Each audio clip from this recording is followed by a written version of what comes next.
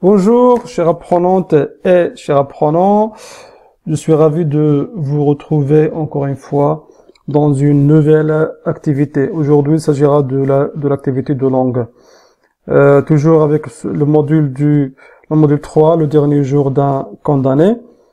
Alors, ce cours est destiné, bien sûr, aux élèves de la première année du baccalauréat du cycle secondaire qualifiant. J'espère que ce cours vous sera bénéfique et que ce cours vous aidera à mieux comprendre notre leçon d'aujourd'hui. Je laisse un petit peu du suspense. Je ne voudrais pas vous dire tout d'emblée, mais je vais vous laisser découvrir au fur et à mesure. On va découvrir ensemble cette activité. Moi, c'est Lassane Boujalfaoui. Je vous souhaite la bienvenue.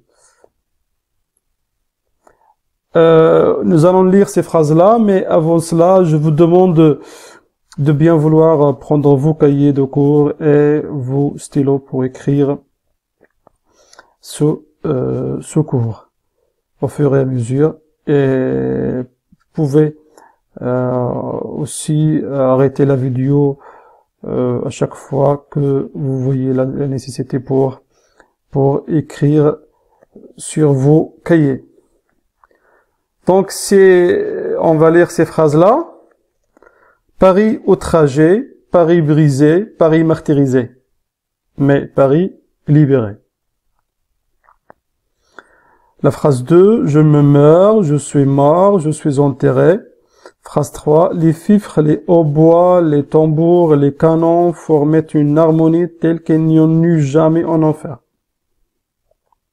Donc, qu'est-ce que cela vous fait rappeler, vous fait penser à quoi? Pour la première phrase, qui est une phrase très célèbre du Charles de Gaulle, le général Charles de Gaulle, que vous connaissez bien sûr, je crois. Donc, Paris outragé, Paris brisé, Paris martyrisé, mais Paris libéré. La deuxième phrase, je me meurs, je suis mort, je suis enterré. C'est une phrase tirée de la pièce de théâtre de Molière, L'Avare. Il s'intitule L'Avare. Pour vos informations, si jamais vous voulez pousser un petit peu encore plus loin dans votre culture générale. D'ailleurs, je vous le recommande de faire des lectures, notamment les textes littéraires. La troisième phrase, les fifres, les hautbois, les tambours, les canons formaient une harmonie telle qu'il n'y en eut jamais en enfer. Elle est tirée du conte philosophique de Voltaire, le conte célèbre qui s'intitule Candide ou l'optimisme. Alors, dans la première phrase, qu'est-ce que vous voyez? D'accord? Qu'est-ce que vous en pensez? Parfait. On passe à la deuxième partie, c'est Paris outragé, Paris brisé, Paris martyrisé, mais Paris libéré. Vous voyez qu'il y a Paris qui se répète au début de chaque énoncé. Donc c'est l'anaphore, c'est la figure de style anaphore. D'accord? On va voir après qu'est-ce que l'anaphore. Donc je me meurs, je suis mort, je suis enterré. Pour la phrase et la deuxième phrase, c'est la gradation. Nous voyons qu'il y a le présent, meurt, puis le passé de mort et enterré.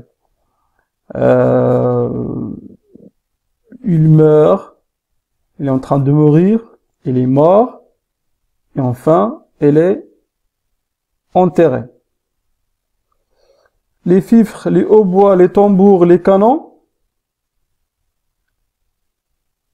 former une harmonie telle qu'il n'y eut jamais en enfer, c'est énumération. D'accord? Énumération de, nous avons les fifres, le hautbois, les tambours et les canons. Donc les armes, c'est une énumération. Elle énumère des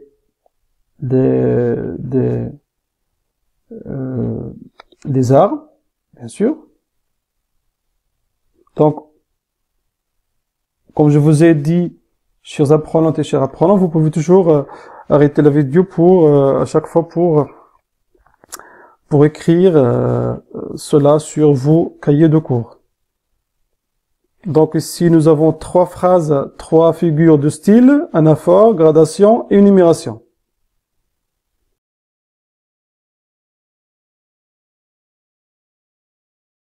Nous allons commencer par l'anaphore.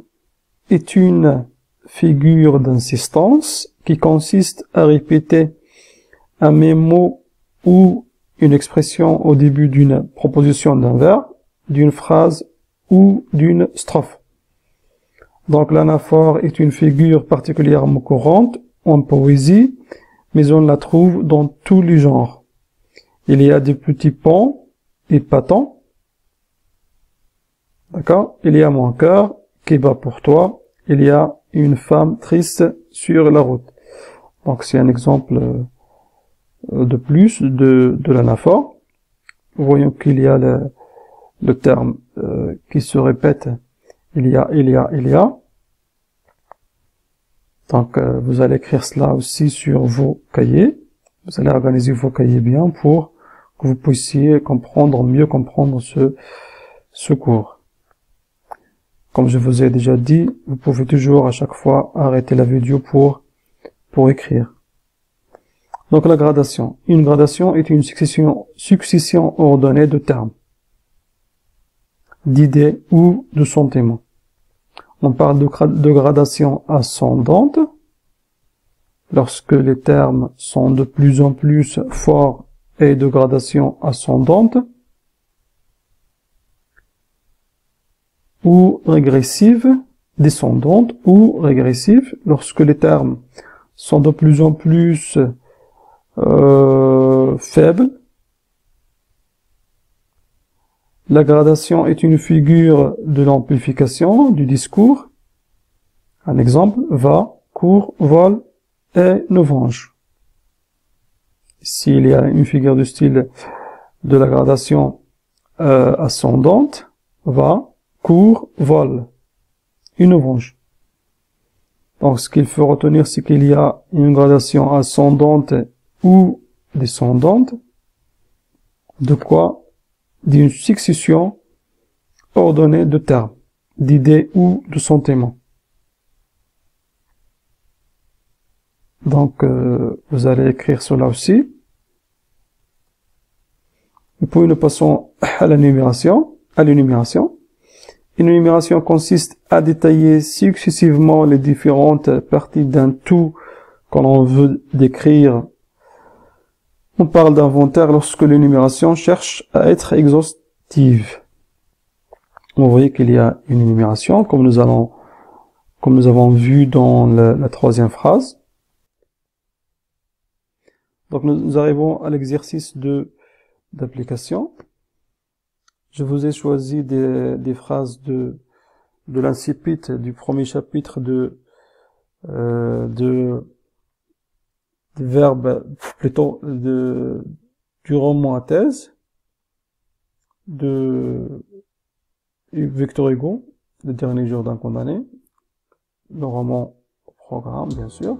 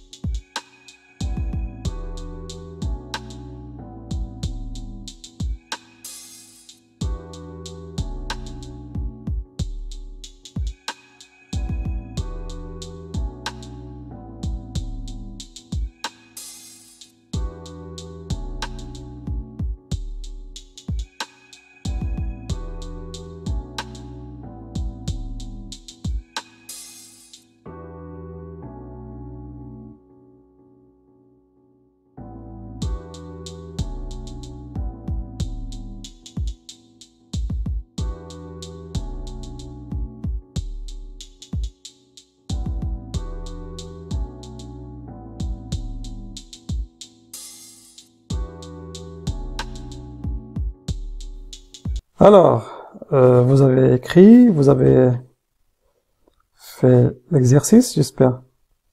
Alors, nous allons faire une correction ensemble.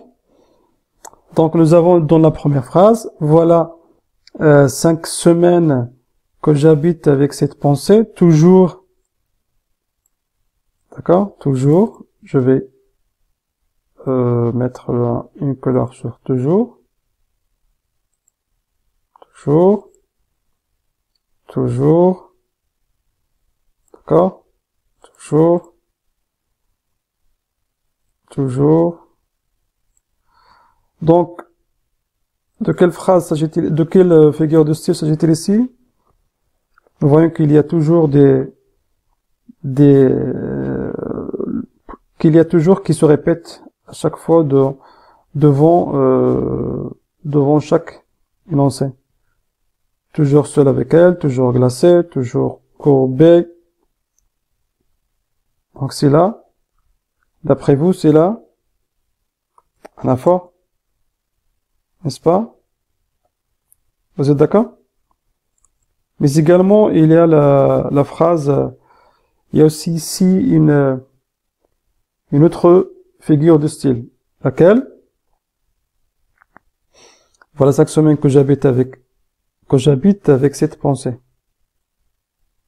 Toujours seul avec elle, glacé de sa présence, courbé sous son poids. Est-ce qu'ici il y a une autre figure de style?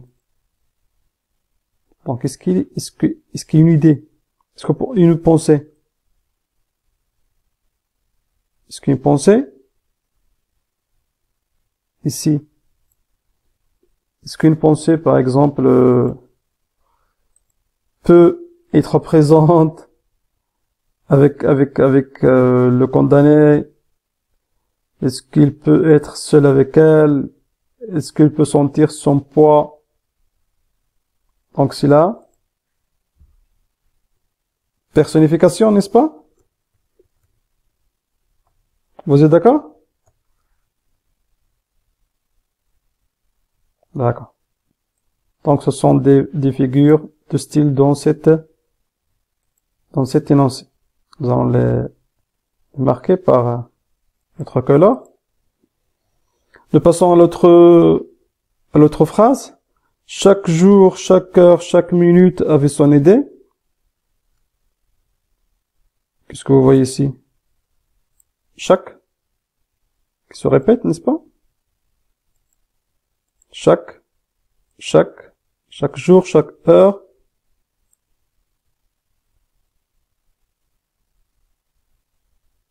Ou bien, nous pouvons prendre le jour. D'accord? Jour, heure. Allez-y. Qu'est-ce qui est descendant chaque minute? Allez-y. Alors, c'est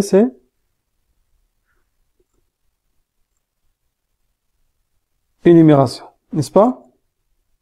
Non. Vous êtes d'accord? Non. C'est là? Gradation, n'est-ce pas?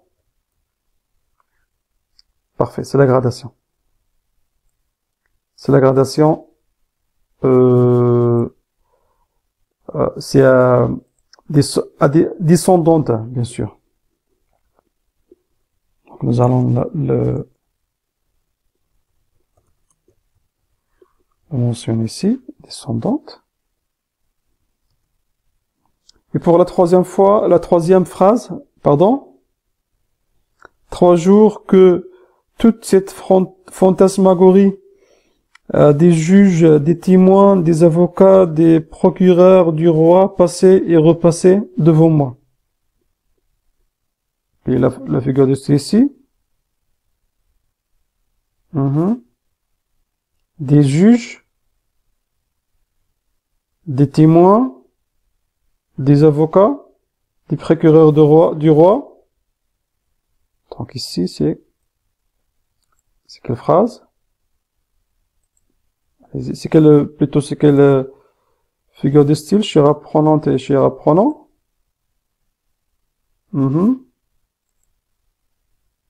Dites-moi. Allez-y.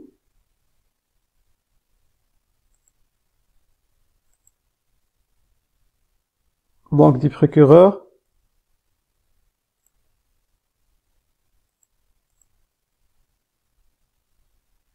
C'est l'énumération. D'accord? Donc c'est l'énumération.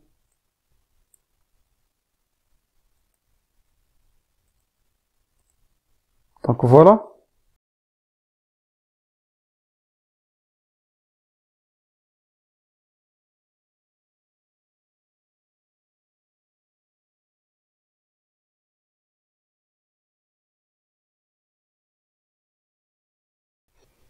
Donc je vous souhaite